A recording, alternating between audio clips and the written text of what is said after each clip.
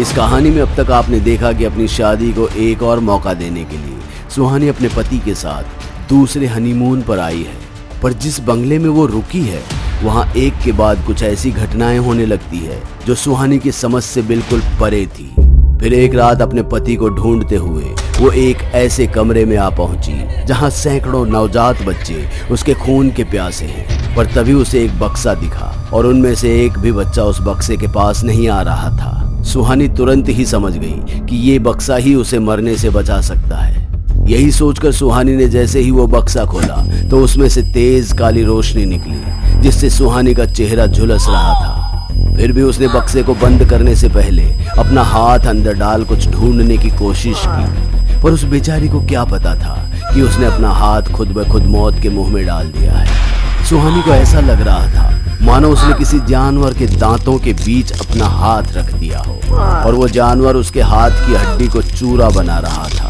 अपनी पूरी जान लगाकर सुहानी ने जब अपना हाथ बाहर खींचा तो उसका पूरा हाथ लहूलुहान हो चुका था, लेकिन उसने पूरी ताकत से कुछ पकड़ा हुआ था, एक चिट्ठी जो उस बक्से के अंदर से मिली थी। सुहानी ने तुरंत ही चिट्ठी खोलकर पढ़ना चाहा तो उसके सारे अरमान धरे के धरे रह गए। कागज पूरी तरह से खाली था, उस पर कुछ भी नहीं लिखा हुआ था, ना आगे और ना पीछे। इतना सारा खून बहाया, इतनी सारी तकलीफ सही, सिर्फ इस खाली कागज के लिए। खुद से कहते हुए सुहानी अपनी ही किस्मत को कोस रही थी। फिर जैसे तैसे खुद को संभाल उसने अपने आप का इलाज किया और वापस कमरे में आ गई। पर तभी उसे महसूस हुआ कि राजीव बिस्तर पर नहीं है। सुहानी को राजीव की चिंता होने लगी। उसे समझ नहीं आ रहा था कि रात के इस वक्त राजीव कहाँ जा सकता है। वो राजीव को देखने जैसे ही खिड़की के पास आई तो उसे अपनी जिंदगी का सबसे भयानक दृश्य दिखाई दिया। एक औरत जिसका पेट कटा हुआ था, हाथ पैर में रस्सियां बंधी हुई, बंगले के पीछे बने गार्डन में टहल रही है और उसके पीछे सैकड़ों नवजात बच्चों की फौज रेंगते हुए उस औरत का पीछा कर रही है। ये वही नवजात बच्चे थे जिनसे जान बचाकर सुहानी भागी थी। ये सब क्या हो रहा है? पहले वो छोटे बच्चे पर हमला करता है, फिर राजीव का गायब होना और अब ये औरत। जरूर इन सब का कोई न कोई कनेक्शन जरूर है। इतना कहकर सुहानी ने जब पीछे मुड़कर देखा तो राजीव वहां खड़ा था। वो अभी अभी बाहर से आया था। पर इससे पहले कि सुहानी राजीव से कुछ पूछती, राजीव ने इस चिंगारी को हवा दे दी जिसे बुझाने के लिए ही वो आया था। ऐसा कुछ भी नहीं है, ये सब तुम्हारे मन का भ्रम है। सच बात तो यह है कि तुम्हें अभी भी अपने यार के पास जाना है, गुलछर्रे उड़ाने। मेरे अकेले से तेरा पेट नहीं भरता ना? मैं कह रही हूँ भगवान के लिए चुप हो जाओ। क्यों चुप हो जाऊं? हाँ, क्यों चुप हो जाऊं? सच सुनने में शर्म आती है? हाँ? अरे मुझे तो ये भी पता नहीं कि जिस बच्चे को तू पाल रही है वो मेरा खून है या किसी और का पाप। मैंने कितनी बार कहा है वो सब एक गलती थी जिसके लिए 1000 बार तो माफी मांग चुकी हूँ। छोड़ क्यों नहीं देते मुझे? माफी गलती की दी जाती है, गुनाह की तो सजा मिलती है सुहानी, सजा। ये सब सुन सुहानी की आंखें नम हो गई थी और राजीव भी मुस्कुराते हुए चुपचाप अपने बिस्तर पर लेट सो गया। लेकिन सुहानी बेचारी खिड़की के पास बैठ रात भर रोती रही। पर सुबह होते होते उसे इस बात का यकीन तो हो गया था कि जरूर इस बंगले में कोई ना कोई प्रॉब्लम तो है। अगर रिश्ता खराब होने से सुहानी ने नौकरी छोड़ने का फैसला नहीं किया होता तो बतौर जर्नलिस्ट वो इस मामले की तह तक जरूर जाती। पर अपने अजन्मे बच्चे के बारे में सोचकर उसने इस बंगले से जाना ही ठीक समझा। अगली सुबह सुहानी जब अपना सामान पैक कर घर से बाहर जाने को रेडी थी, पर राजीव ने उसकी एक नहीं सुनी और धीरे धीरे ये बात बहस बन गई और बहस से झगड़ा। मामला कब बेकाबू हो गया और राजीव ने शादी के बाद पहली बार सुहानी पर हाथ भी उठाया और फिर उसे ले जाकर एक अंधेरे कमरे में बंद कर दिया। सुहानी रोती रही, बिलखती हुई राजीव से अपनी आजादी की गुहार लगा रही थी, पर किसी ने उसकी एक नहीं सुनी। थककर सुहानी ने कमरे में मोमबत्ती और माचिस ढूंढ निकाली। मोमबत्ती जलाने से कमरे में उजाला तो हो गया, पर सुहानी का मन उदास था।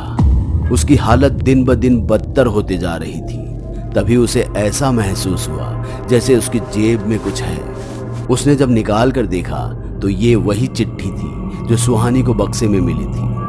वो खाली कागज समझ उसे जलाने ही वाली थी, पर जैसे ही वो कागज को आग के पास ले गई तो उसे कागज पर लिखे अक्षर साफ साफ दिखाई देने लगे। सुहानी जल्दी ही समझ गई कि जिसने भी ये चिट्ठी लिखी है उसने स्याही नहीं बल्कि एसिडिक वाटर का इस्तेमाल किया है, जो गर्मी में दिखाई देने लगता है। अक्षर नजर आते ही सुहानी ने चिट्ठी पढ़ना शुरू कर दिया और कुछ ही मिनटों में उसे सारा मामला समझ में आ चुका था, जिसे जानकर उसके पैरों के तले से जमीन खिसक गई। किसी इंसान के अंदर इतनी हैवानियत भी हो सकती है, ये उसे आज पता चला था। सब कुछ जानने के बाद उसे अगर किसी का इंतजार था तो वो बस मैडम लिली का। पर सुहानी की इच्छा भी आज रात को ही पूरी होने वाली थी। रात होते ही मैडम लिली सुहानी को बेसमेंट में ले आई और उसे बड़े ऑपरेशन टेबल पर बांधते हुए कहा, बहुत दिनों बाद मैं फिर से जवानी का मजा ले पाऊंगी। बहुत इंतजार किया है मैंने इस मौके का। मैं तेरा साथ जानती हूँ। तुझे क्या लगता है कि जन्मे बच्चे का मांस खाकर तू हमेशा हमेशा के लिए जवान रहेगी? ये पाप है, पाप। इसके लिए तुझे भगवान कभी माफ नहीं करेगा। अरे माफी चाहता ही कौन है? तुझे पता है मरने के बाद दर्द नहीं होता, उसके लिए जिंदा रहना पड़ता है। एक पल में हमारी सारी इच्छाएं खत्म हो जाती हैं, सब कुछ जीरो हो जाता है।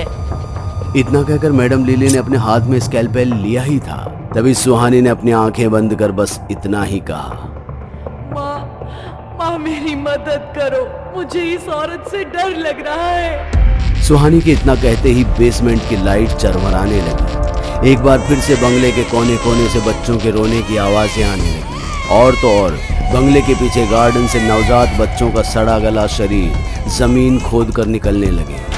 मैडम लिली को भी ये सब कुछ अजीब लग रहा था, पर इससे पहले वो कुछ समझ पाती, एक औरत की आत्मा मैडम लिली के सामने आ खड़ी हुई, जिसे देख मैडम लिली ने डरते हुए कहा, कुमुद तू? मैडम लिली कुमुद को देख डर कर भागने को हुई ही थी, पर जैसे ही उसे सैकड़ों नवजात बच्चों के मुर्दा शरीर दिखे वो जम सी गई।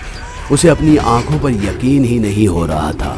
इस वक्त मैडम लिली के चारों तरफ मौत मंडरा रही थी कि अचानक ही कुमुद की आत्मा ने मैडम लिली का हाथ पकड़ जबरदस्ती ही उसके हाथ से ही उसका पेट चीर डाला और फिर कुमुद के एक इशारे पर सैकड़ों नवजात बच्चे भी एक साथ मैडम लिली पर टूट पड़े। जिन नवजात बच्चों का मांस खाकर मैडम लिली ने खुद को जवान बनाया हुआ था, वही बच्चे आज उसके जिस्म से मांस नोच कर खा रहे थे। मैडम लिली की दर्द भरी चीखें पूरे बंगले में गूंज रही थी। चीखते चिल्लाते और दर्द से अपनी एड़ियां रगड़ते हुए मैडम लिली ने इस दुनिया को अलविदा कह दिया। उसकी चीखों से बंगले की एक एक ईंट थर्रा उठी थी और मैडम लिली के मरते ही नवजात बच्चों के साथ कुमुद की आत्मा को भी मुक्ति मिल गई। पर आप सोच रहे होंगे कि सुहानी को कैसे पता चला कि कुमुद ही उसकी माँ थी। दरअसल जब सुहानी ने चिट्ठी पढ़ी तो उसे सब कुछ साफ साफ समझ में आ गया था। सुहानी राइटिंग देखते ही समझ गई थी कि ये उसकी माँ ने लिखा है और कुमुद ने किसी मरे हुए नहीं बल्कि एक जिंदा बच्चे को जन्म दिया था, जिसे मैडम लिली से बचाकर एक आदमी उसे अनाथाश्रम छोड़ आया था। कुमुद रोज अपने बच्चे के लिए एक खत लिखती थी। बड़े परिवार से होने के कारण कोई उससे मिलने नहीं आता था। सबको लगता था कि कुमुद के पेट में जो बच्चा है वो उसके किसी बॉयफ्रेंड का है, पर सच तो ये था कि कुमुद के पेट में पल रहा बच्चा किसी और का नहीं बल्कि उसके ही चाचा का था। पर यह बात किसी के सामने नहीं आई और ना ही उसके चाचा ने आने दी। बस धोखे से फंसाकर कुमुद को डिलीवरी के लिए मैडम लिली के पास भेज दिया। कुमुद ने खत में सारी बातें लिखी थी, पर अफसोस कि वो अपनी बेटी को अपना लिखा वो आखिरी खत कभी भेज ही नहीं पाई। दोस्तों, हमारी आज की कहानी सेकेंड वर्ल्ड वॉर के दौरान हुई घटना पर आधारित है, जिसमें कि कनाडा में रहने वाला एक कपल मैटरनिटी हाउस चलाता था, जहां वो मिलकर सिंगल मदर्स जिनका कोई सपोर्ट नहीं होता उनकी डिलीवरी करवाते थे। पर बात सिर्फ इतनी ही नहीं है, जो बच्चे मिक्स रेज्ड के होते या फिर सोसाइटी के लिए अनफिट होते तो उनको एक बॉक्स में भरकर जिंदा ही दफन कर दिया जाता और बाकी सुंदर बच्चों को बेच दिया जाता था। इस तरह से ये उस समय के बच्चे खरीदने की दुकान हुआ करती थी। इसी घटना की एक पीड़िता ने 1992 में इसके ऊपर बटर बॉक्स बेबीज नाम की एक किताब भी लिखी है, जिसे लेखक नीतीश कुमार ने अपने शब्दों में आप तक पहुंचाया है। तो अगर आपको हमारी कहानी अच्छी लगी हो तो चैनल को जरूर सब्सक्राइब कीजिए और वीडियो को ज्यादा से ज्यादा शेयर कीजिए। हम आपसे फिर मिलते हैं डोडो टीवी की अगली कहानी में। दोस्तों, अगर आपको हमारी कहानी अच्छी लगी हो तो लाइक, कमेंट और शेयर जरूर करें। साथ ही रेगुलर अपडेट के लिए चैनल को सब्सक्राइब करें। और अगर आपके पास भी कोई डर से भरी दमदार कहानी है तो भेजिए हमारे मेल एड्रेस पर अभी।